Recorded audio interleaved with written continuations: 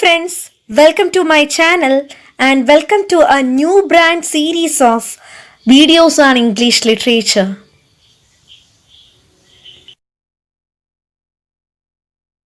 Before we learn something about Geoffrey Chaucer, it's very important to know about the historical background of the period of Chaucer. The first important historical event that happened during this period was 100 Years of War. It's named so because it was extended to a period of more than 100 years. It was not a continuous war but a series of wars. This war happened between the two countries, England and France. As we all know, England lost at the Battle of Hastings. Because of that, England always wanted to win the empire, so they fought against France. The second significant event happened during Chaucer's period was the Black Death. It had a huge impact on the society. Not surprisingly, the death of so many people had long-lasting effects on society. There was a greatest feeling of anxiety among the people, and also there was a sort of employment vacuum created by the disappearance of so many peasants. Because of the 100 years of war and the Black Death, so many people were died. A lot of peasants were facing issues. They were not getting enough money and also they were dying because of the Black Death. They were forced to pay a lot of taxes. They became upset and finally they started a rebellion that was called the Peasants' Revolt. Peasants' Revolt was led by a very important person, Wat Tyler, in 1381. It was considered as the first great rebellion in English history. Chaucer's age witnessed so many increasing evils, especially the corruption of the church too. Famine followed by plague, vagrants, thieves, and tyrannous laws were multiplied. The common people witnessed tough time in their lives. In the meantime, the age of Chaucer witnessed a very rapid growth in trade and commerce, but women were treated as inferior to men. Child marriage was a common thing among the rich and the wealthy people. Even Richard II himself married the child daughter of the King of France. The age of Chaucer witnessed tremendous changes in many social, political, and religious matters. Chaucer's age is marked as the real starting of English literature. His age is a period between 1340 to 1400. It is considered as the most significant literary age in English literature.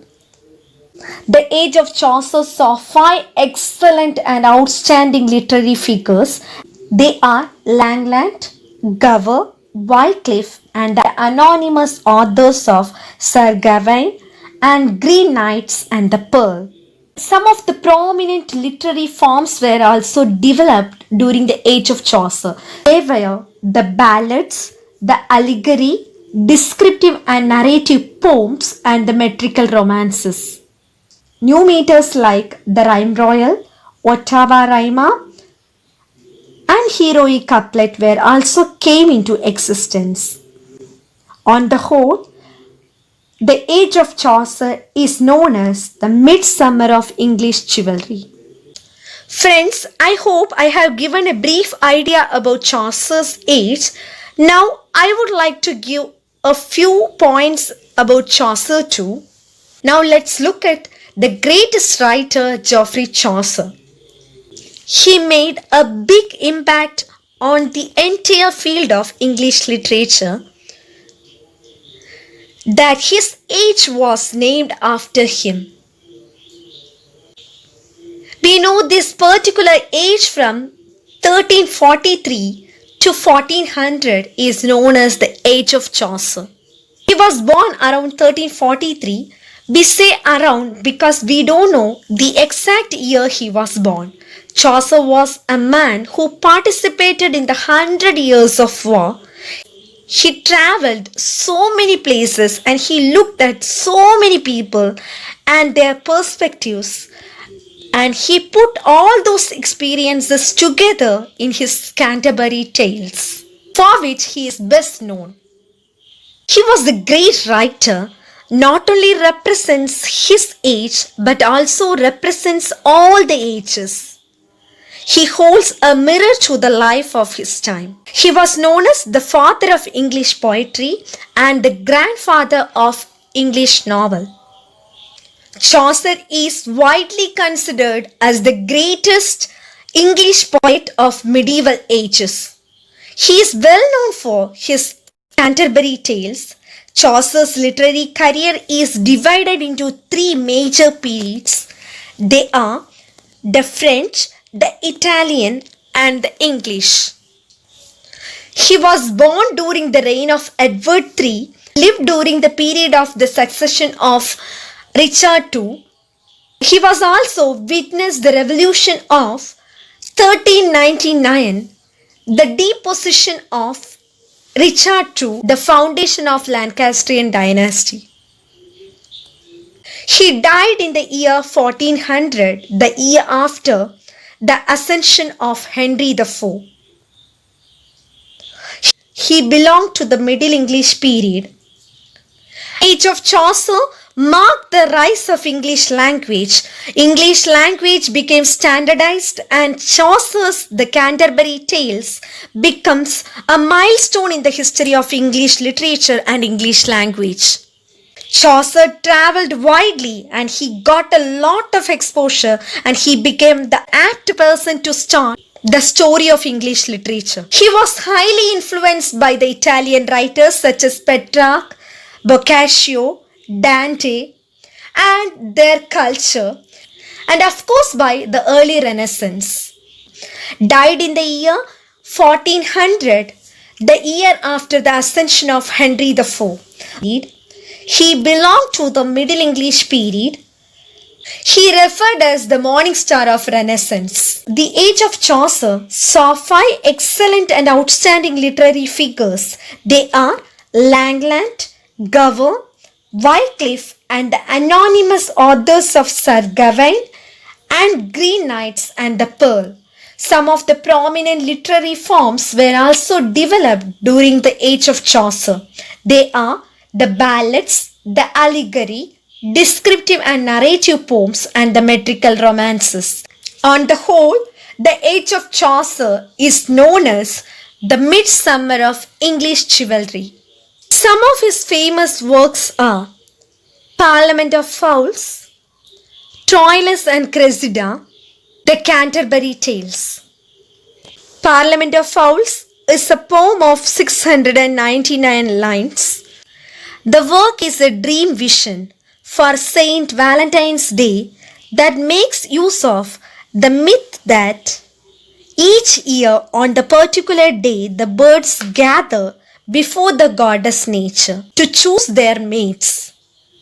This work was heavily influenced by Boccaccio and Dante.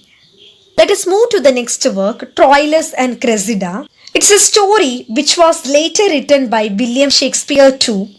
This story, which was influenced by the Consolation of Philosophy, which Chaucer himself translated into English. He took the fragment of plot from Boccaccio's Philostrato. The next work is The Canterbury Tales. Friends, don't get confused by seeing its title. It's not a tale. It's a collection of poems in which there are a lot of pilgrims. They coming together and going to the shrine of Thomas Becket in Canterbury. There are 30 pilgrims. Each pilgrims say 4 stories, 2 at their way towards Thomas Becket and 2 at their way back. Actually, Chaucer wanted to write 120 stories, but he couldn't complete the task. Before that, he died.